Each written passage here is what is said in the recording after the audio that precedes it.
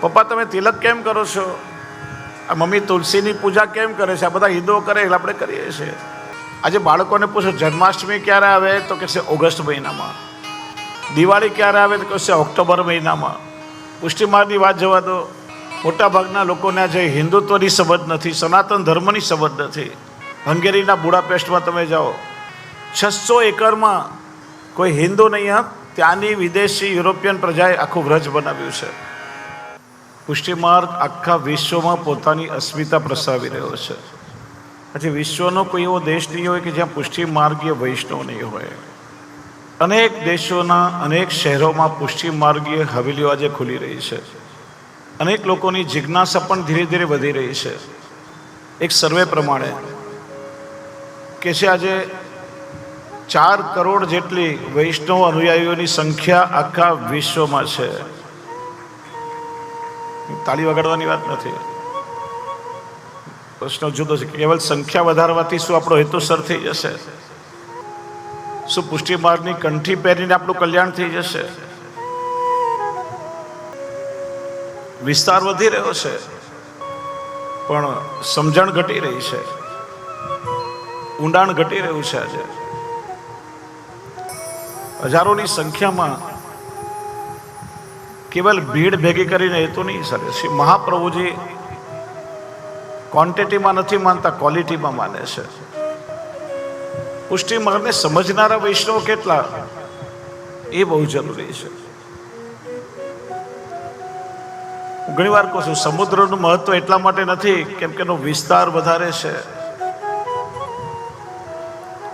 સમુદ્રનું મહત્વ એટલા માટે છે કેમ કે એમાં ઊંડાણ રહેલું છે.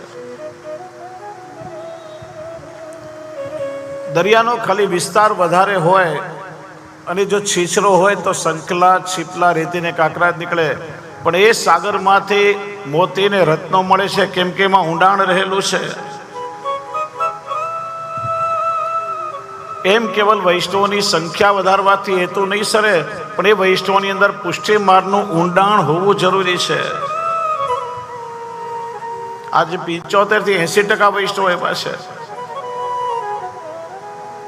બસ પુષ્ટિ માર્ગમાં આવું છે એટલે આપણે બ્રહ્મ સંબંધ લેવો જ જોઈએ. આપણા વડીલો વૈષ્ણવ હતા, અથવા નાનપણમાં વડીલોએ હાથ પકડીને લેવડાવી લીધું, એમ પરંપરાગત રૂપે કેવલ કંઠી બંધાવતા હોય છે. અને બ્રહ્મ સંબંધ લીધા પછી નથી શ્રી વલ્લભની આજ્ઞાનું પાલન થતું, કે નથી એમનામાં કોઈ પુષ્ટિ માર્ગી આચાર વિચાર આવતા, નથી સત્સંગમાં એમની રુચિ, કે નથી ઘરે ઠાકોરજી બિરાજતા, અને પુષ્ટિ માર્ગની એમની સમજણ પણ નહીં બરાબર હોય છે. વળી આજે અંગ્રેજી માધ્યમમાં ભણતા બાળકોને માતૃભાષાનું જ્ઞાન પણ ઓછું હોય છે. પુષ્ટિ માર્ગની વાત જવા દો. મોટાભાગના લોકોને આજે હિન્દુત્વની સમજ નથી, સનાતન ધર્મની સમજ નથી. પુષ્ટિ માર્ગ સનાતન હિન્દુ ધર્મનો એક અભિન્ન અંગ છે ને. બ્રહ્મ સંબંધને સમજતા પહેલા બધું સમજવું પડશે. પાયાની સમજણ પહેલા જરૂરી છે. આજે બાળકોને પૂછો જન્માષ્ટમી ક્યારે આવે તો કહેશે ઓગસ્ટ મહિનામાં.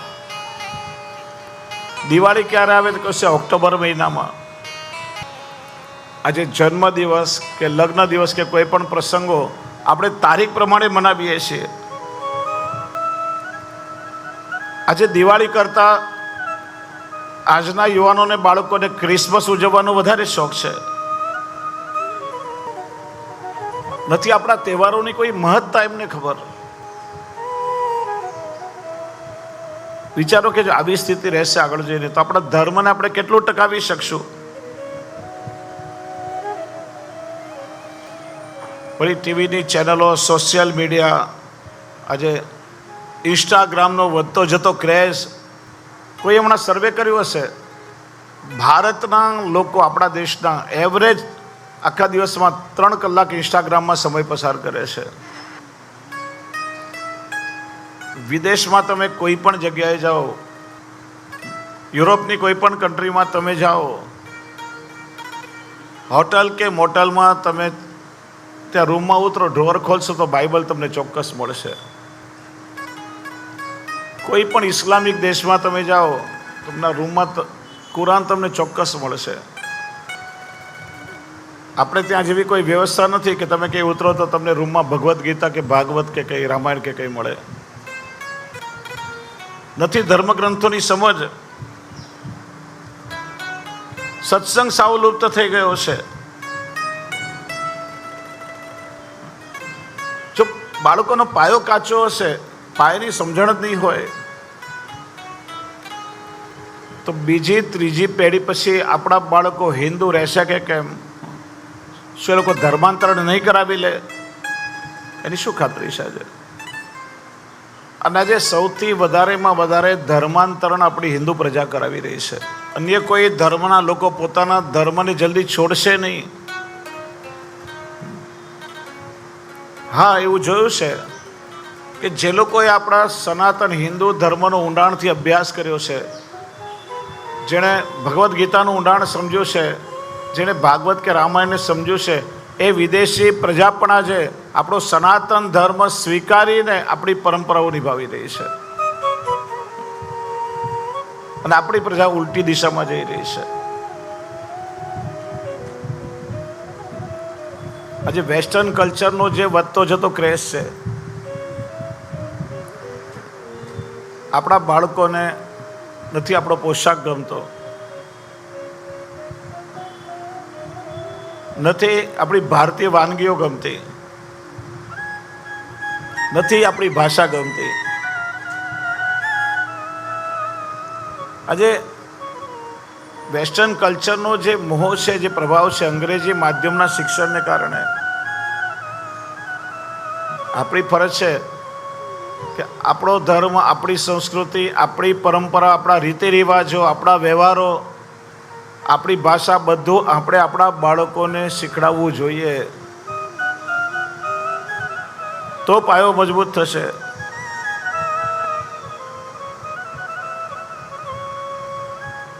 વિદેશી પ્રજા, તમે જો ત્યાંના લોકો કંઠી પહેરી રહ્યા છે, તિલક કરી રહ્યા છે, ધોતી પહેર્યા છે, ત્યાંની બહેનો સાડી પહેરી રહી છે. આપણા સનાતન ધર્મને સમજ્યા પછી ત્યાંના લોકો એને ઊંડાણથી આજે જીવી રહ્યા છે. અને આપણે ફેશનને, આધુનિકતાના નામે કેવલ ભળતો ત્યાંનો કચરો ભેગો કરી રહ્યા છીએ. ત્યાંના લોકો જે છોડે, ફેશનના નામે આપણે લોકો વળગીએ. આખું વિશ્વ વ્યસન મુક્તિ તરફ જઈ રહ્યું છે. આપણે ત્યાં મહિલા અને બાળકોમાં પણ વ્યસનના પ્રમાણ વધી રહ્યા છે. આખું વિશ્વ શાકાહાર તરફ જઈ રહ્યું છે. ડાયટ ફોર ન્યૂ અમેરિકા જેવા મેગેઝિનો બારોબાર શાકાહારનો પ્રચાર કરે છે. કેમ કે એ ખાનપાન અને ભોજનથી જ આખી આપણી લાઈફસ્ટાઈલ ઘડશે. આપણે ત્યાં કતલખાનોની સંખ્યા વધી રહી છે. આજે જેવા તેવા ખાનપાનમાં આપણા બાળકોની રુચિ વધી છે. બહુ મોટો બદલાવ સમાજમાં આવ્યો છે છેલ્લા 20 વર્ષમાં.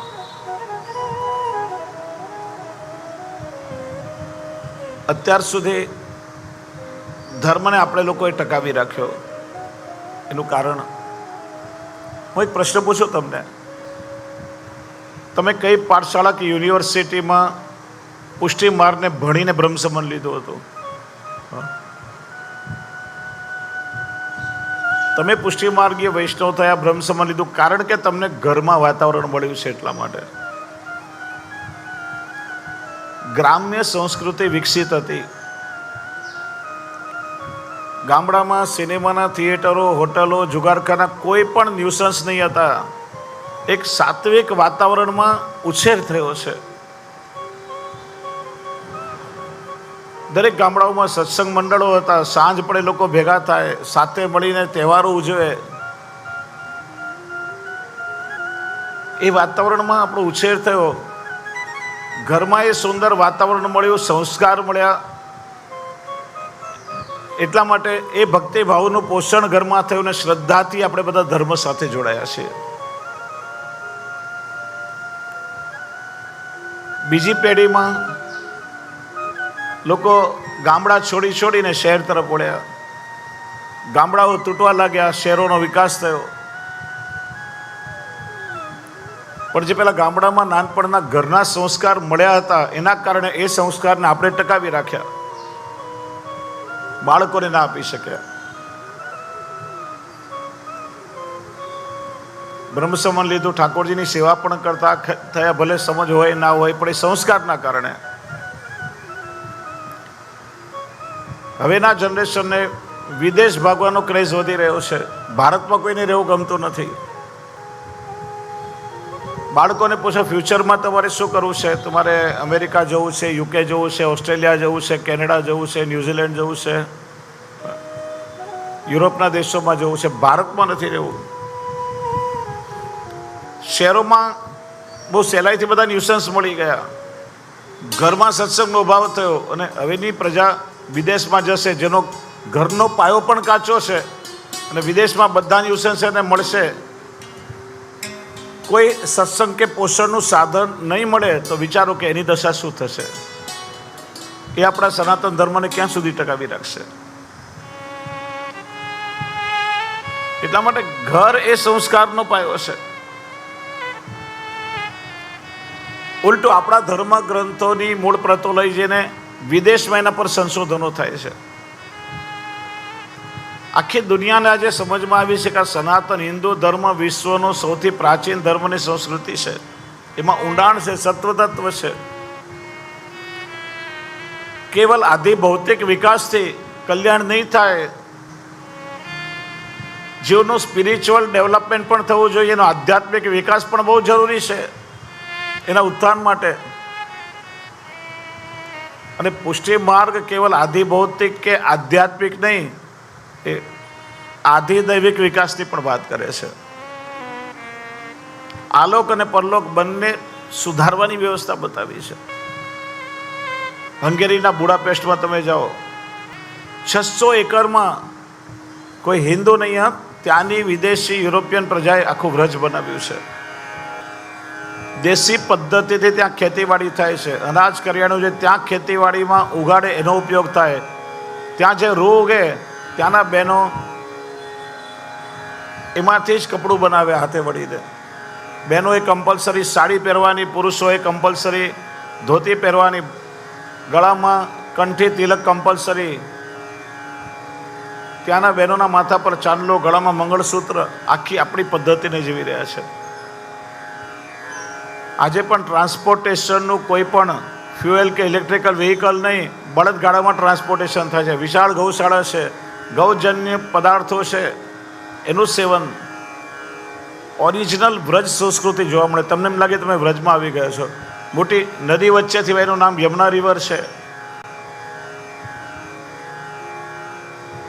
આજે વિદેશમાં સનાતન ધર્મનો પ્રચાર થઈ રહ્યો છે અને આપણી પ્રજા ઓર ઉલટું દૂર જઈ રહી છે. એટલા માટે બહુ જરૂરી છે. હું એમ નથી કહેતો કે બધાએ ભણીને પીએચડી જ કરવું જોઈએ, પણ જે તમારો ધર્મ છે, જે તમારો સંપ્રદાય છે, એની પરંપરાઓ શું છે, આપણા ઈષ્ટ કોણ છે, આપણી આચાર્ય પરંપરા કઈ છે, દીક્ષા પરંપરા કઈ છે, આપણા મૂળ મંત્ર કયા છે, વૈષ્ણવ તરીકે આપણું સ્વરૂપ શું, આપણું કર્તવ્ય શું. આ બેઝિક નોલેજ તો બધાને હોવું જ જોઈએ. પાયાનું ઘડતર બહુ જરૂરી છે. પાયો જો મજબૂત ઘડાયો હશે તો ઇમારતને કોઈ હલાવી નહીં શકે. પાયો કાચો હશે તો ઇમારત ક્યારે તૂટીને પડી જશે તમને ખબર નહીં પડે. એટલા માટે ધર્મ અને સંસ્કારના પાયાનું ઘડતર આપણી પેઢીમાં બહુ અનિવાર્ય થયું છે. પ્રભુએ જે માર્ગથી આપણું વર્ણન કર્યું છે એ માર્ગથી ચાલીને ભગવત પ્રાપ્તિના, આપણી ઈષ્ટની પ્રાપ્તિના લક્ષ્ય સુધી આપણે પહોંચવું છે. તો આપણી મૂળ પરંપરા, આચરણ પદ્ધતિ, સિદ્ધાંત પક્ષ, વ્યવહાર પક્ષ, આ બધાની સમજ કેળવવી બહુ જરૂરી છે. તો જ આપણા માર્ગમાં ચાલવામાં આપણને સરળતા રહેશે. આપણો સનાતન વૈદિક ધર્મ શું છે, એમાં કેટલા સંપ્રદાયો છે, એની ગરિમા શું છે. આ સનાતન ધર્મમાં પુષ્ટિ માર્ગનું સ્થાન શું છે, આપણે પુષ્ટિ માર્ગીય વિશ્વ શા માટે કહેવાઈએ છીએ.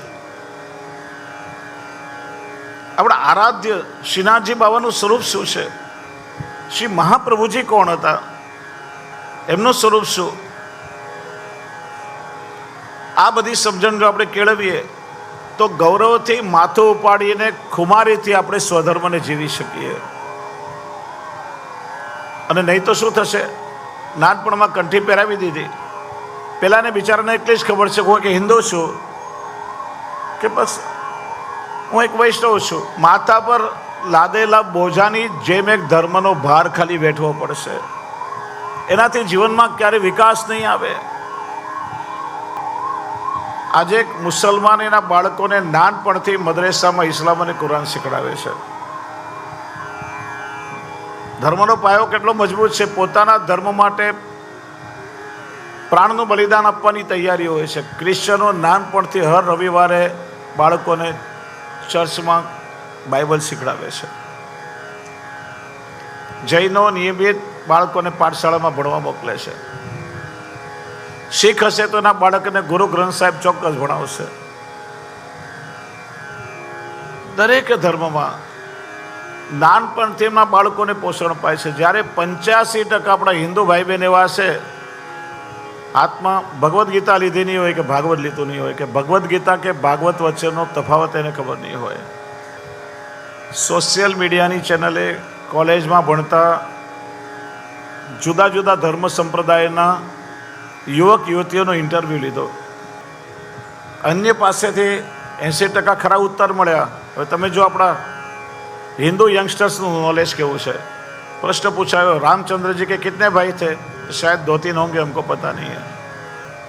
शूर्पणखा कौन थी? तो कोई राम की बहन थी. रावण और कंस का आपस में क्या रिश्ता था? तो कोई वो दोनों चचेरे भाई थे. अपना हिंदुओं नॉलेज है. तो जीवननी दिशा અને દશા બધું જ બગડશે. ગુજરાતીમાં એક કહેવત છે, કૂવામાં પાણી હોય તો હવેડામાં આવે. આપણને કંઈક સમજણ હશે તો આપણે બાળકોને આપી શકશું. આપણને જ આજે સમજણ નથી, બાળકોને આપણે શું સંસ્કાર આપીશું? વિદેશમાં જ્યારે અમે જઈએ, વડીલો બાળકોને કે બેટા દંડવત કરો, daddy why we do this, why we this is. વડીલો પાસે જવાબ નથી. પપ્પા તમે તિલક કેમ કરો છો? આપણા સંપ્રદાયનું ધર્મનું ચિહ્ન છે ને, મારા પપ્પા કરતા હતા એટલે હું કરું છું. બાળક પૂછે આ મમ્મી તુલસીની પૂજા કેમ કરે છે? આ બધા હિન્દુઓ કરે એટલે આપણે કરીએ છીએ. ક્રિયામાં ધર્મ નથી આવી જતો.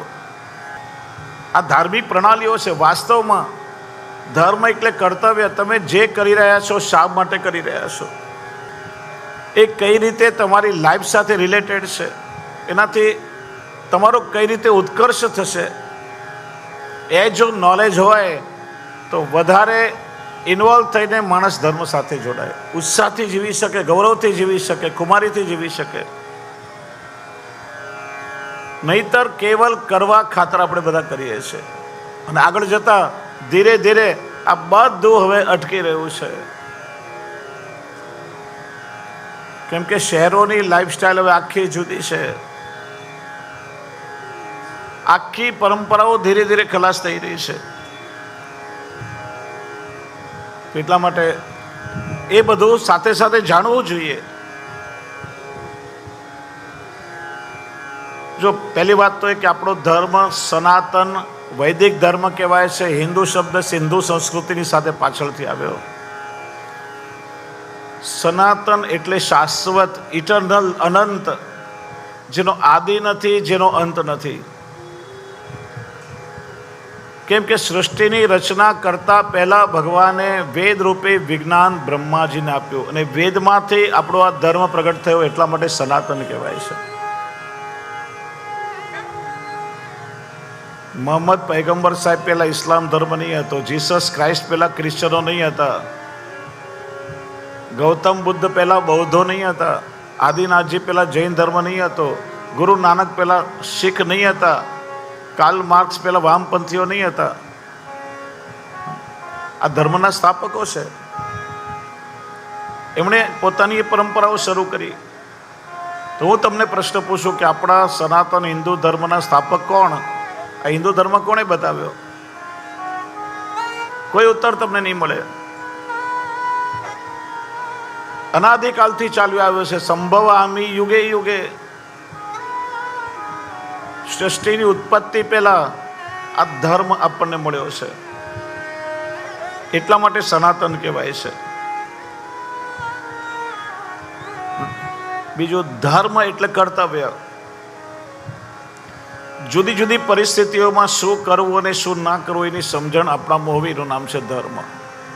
આપણા લોકોની સમજણ કેવી હોય, ફલાણા ભાઈ તો ધોતી બંડી પહેરે છે, તિલક કરે છે, બહુ ધાર્મિક છે. પેલા બેન દરરોજ હવેલીમાં ફૂલઘરમાં સેવા કરવા બેસે છે, બહુ ધાર્મિક છે. પેલા ભાઈ દર વર્ષે યાત્રા કરવા જાય છે, બહુ ધાર્મિક છે. પેલા વૈષ્ણવ સવાર સાંજ સેન્દ્રાના મંગળાના દર્શન કરવા જાય છે, ધાર્મિક છે. આ ક્રિયાકર્મમાં ધર્મ ન સમાય. આ બધી ધાર્મિક પ્રણાલીઓ છે, ધર્મને જીવવા માટેની વ્યવસ્થા છે. ધર્મ એટલે શું કરવું ને શું ના કરવું, કયા સમય શું કરવું જોઈએ, જેને કહેવાય ધર્માગ્ર દર્શનમ. એટલા માટે તેનું વર્ગીકરણ થયું: દેહ ધર્મ, આત્મધર્મ, વર્ણ ધર્મ, આશ્રમ ધર્મ, વિશેષ ધર્મ, આપદ ધર્મ, ભગવત ધર્મ આદિ. માણસનું શરીર મળ્યું છે તો એક માનવી તરીકે શું કરવું, જેને આપણે હ્યુમનિટી કહીએ, માનવ ધર્મ, જે દેહ ધર્મ છે, એ સમજણ હોવી જોઈએ કે બીજા બધા પશુ પક્ષી જીવ જંતુથી હું કઈ રીતે જુદો છું.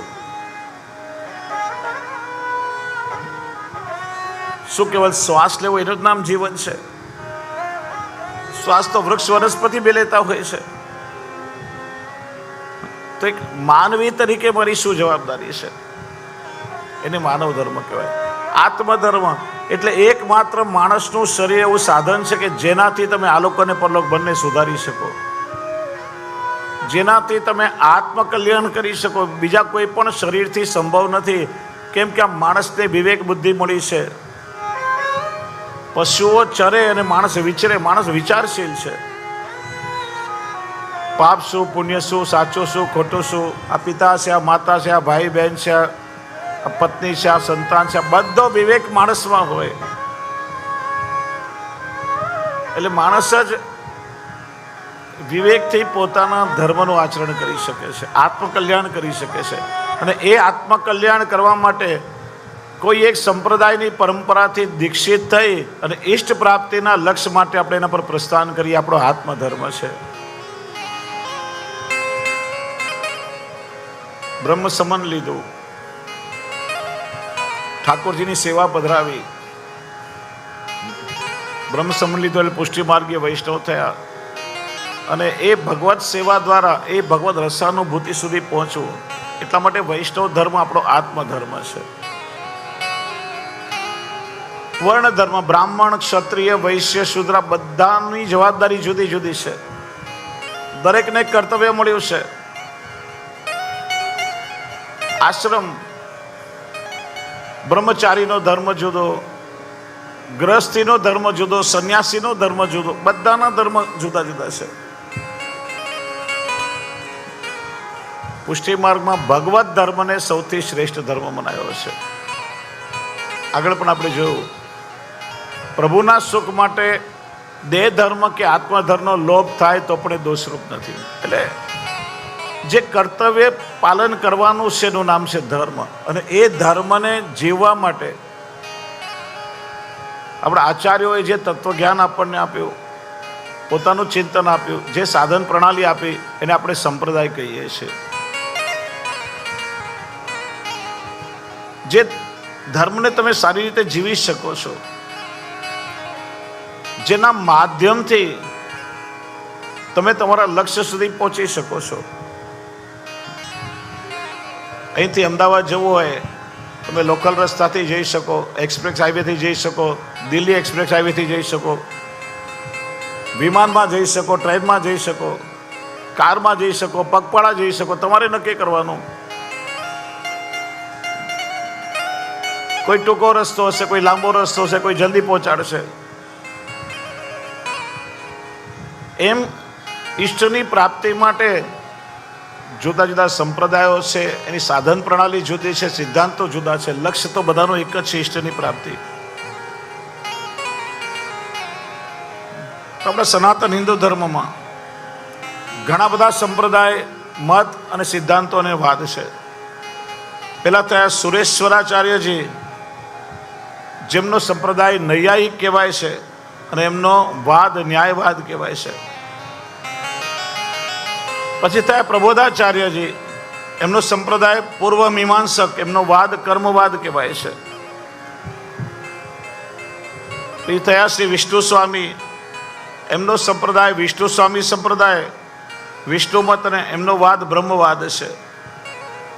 ત્યાર પછી થયા શંકરાચાર્યજી, એમનો સંપ્રદાય સ્માર્ત, એમનો મત શાંકર મત, એમનો વાદ કેવલાદ્વૈત એટલે માયાવાદ કહેવાય છે. ભાસ્કરાચાર્યજી થયા, એમનો ભાસ્કર મત, વાદનો સિદ્ધાંત છે ભેદ અભેદ. પછી થયા શ્રી રામાનુજાચાર્યજી, એમનો સંપ્રદાય રામાનુજ સંપ્રદાય, રામાનુજ મત અને એમનો વાદ છે સિદ્ધાંતનો વિશિષ્ટાદ્વૈત. શ્રી માધવાચાર્યજી, એમનો સંપ્રદાય મધ્વ સંપ્રદાય, મધ્વ મત, એમનો વાદ દ્વૈતવાદ કહેવાય છે. પછી નિંબાર્કાચાર્યજી, એમનો નિંબાર્ક સંપ્રદાય, એમનો મત નિંબાર્ક મત અને વાદ દ્વૈતાદ્વૈત. પછી શ્રી વલ્લભાચાર્ય મહાપ્રભુજી, એમનો સંપ્રદાય પુષ્ટિ માર્ગ, એમનો મત વાલ્લભ મત અને એમના વાદનો સિદ્ધાંત છે શુદ્ધાદ્વૈત બ્રહ્મવાદ. તો એમાંથી વિષ્ણુ સ્વામી સંપ્રદાય, રામાનુજ સંપ્રદાય, મધ્વ સંપ્રદાય, નિંબાર્ક સંપ્રદાય, પુષ્ટિ માર્ગ, આ બધા જ સંપ્રદાયો વૈષ્ણવ સંપ્રદાય કહેવાય છે. આપણે લોકો એવું માનીએ કે બસ આપણે જ લોકો કેવલ વૈષ્ણવ છીએ.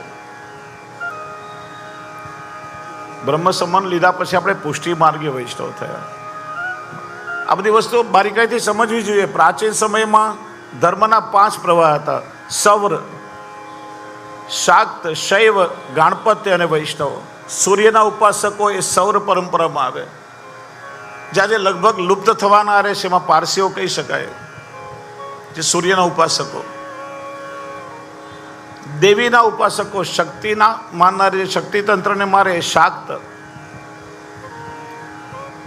પછી શિવજી પોતે પરમ વૈષ્ણવ છે, પણ શિવજીના આરાધકો બધા જે શૈવ કહેવાય. ગણપતિ તંત્રને માનનારા ગાણપત્ય, શૈવ અને ગાણપત્ય એક થયા. અને વિષ્ણુના અવતારોને માને બધા જ વૈષ્ણવ કહેવાય છે. ઘણા સંપ્રદાયો વૈષ્ણવી પરંપરામાં છે. શ્રી મહાપ્રભુજી વિષ્ણુ સંપ્રદાયના આચાર્ય પદ પર બિરાજ્યા. ત્યાર પછી ભગવદ આજ્ઞાથી આપે પુષ્ટિ માર્ગ પ્રગટ કર્યો, વિષ્ણુ સ્વામી મતનો સ્વીકાર કર્યો. એટલા માટે આપણે બધા જ પુષ્ટિ માર્ગીય વૈષ્ણવ કહેવાઈએ છીએ. જેમ ગીતાજીમાં ભગવાને પ્રતિજ્ઞા કરી, ધર્મ સંસ્થાપનાર્થાય સંભવામી યુગે યુગે, એટલે ધર્મનું સંસ્થાપન કરવા માટે. જો ગીતાજીમાં શું કહ્યું? યદા યદા હિ ધર્મસ્ય ગ્લાનિર્ભવતિ ભારત, ધર્મની ગ્લાનિ થશે ત્યારે પુનર્ધર્મનું સ્થાપન કરવા હું અવતાર ધારણ કરીશ. ત્યાં ધર્મનો નાશ નથી કહ્યો, કેમ કે આ સનાતન ધર્મ છે, શાશ્વત છે, એનો નાશ સંભવ જ નથી. મુગલોએ આક્રમણ કર્યું, અંગ્રેજોએ કોશિશ કરી. એ લોકોએ વિચાર્યું કે ધર્મને ખલાસ કરવા માટે ધર્મ ગ્રંથોને પહેલા ખલાસ કરો. ધર્મ ગ્રંથ નહીં હોય તો ધર્મ ક્યાંથી ટકશે? તક્ષશિલા, નાલંદા જેવી વિદ્યાપીઠો સળગાવી, 6 મહિના સુધી આગ ચાલી કહે છે. મોગલ શાસકો હિન્દુ ધર્મ ગ્રંથો સળગાવીને એના પર પાણી ગરમ કરીને સ્નાન કરતા હતા, છતાંય સનાતન ધર્મને ખલાસ કરી શક્યા નથી. એનો નાશ સંભવ જ નથી. કેમ કે ધર્મને જાગૃત કરવા માટે પ્રભુ પોતે આચાર્ય સ્વરૂપે અવતાર લે છે. ગ્લાનિનો અર્થ શું થાય? ઝાંખપ આવી. ગ્લાનિ એટલે જ્યાં ધર્મ સાધ્ય ન રહેતા ધર્મ સાધન બની જાય, સ્વાર્થ માટે ધર્મનો ઉપયોગ થવા લાગે, ત્યારે કહેવાય કે ધર્મની ગ્લાનિ થઈ રહી છે. ત્યારે પ્રભુ પોતે આચાર્ય સ્વરૂપે અવતાર ધારણ કરે છે. જો વિષ્ણુ સ્વામી સંપ્રદાયના અધ્યાત્મ સ્થાપક ભગવાન નારાયણ પોતે છે. નિમ્બાર્ક સંપ્રદાયના આદ્ય સ્થાપક નિમ્બાર્કાચાર્યજી સુદર્શનનો અવતાર થયા. માધ્વ સંપ્રદાયના આદ્ય સ્થાપક મધ્વાચાર્યજી વાયુનો અવતાર થયા. રામાનુજ સંપ્રદાયના આદ્ય સ્થાપક રામાનુજાચાર્ય શેષાવતાર થયા. શાંકર મતના પ્રવર્તક શંકરાચાર્યજી રુદ્રાવતાર થયા. અને પુષ્ટિ માર્ગના પ્રવર્તક મહાપ્રભુ શ્રી વલ્લભાચાર્યજી ભગવદ મુખારવિંદનો અવતાર એટલે ભગવદ વદનાવતાર થયા. શ્રી ગુસાઈજી એમના માટે આજ્ઞા કરે છે વસ્તુત કૃષ્ણ એવા.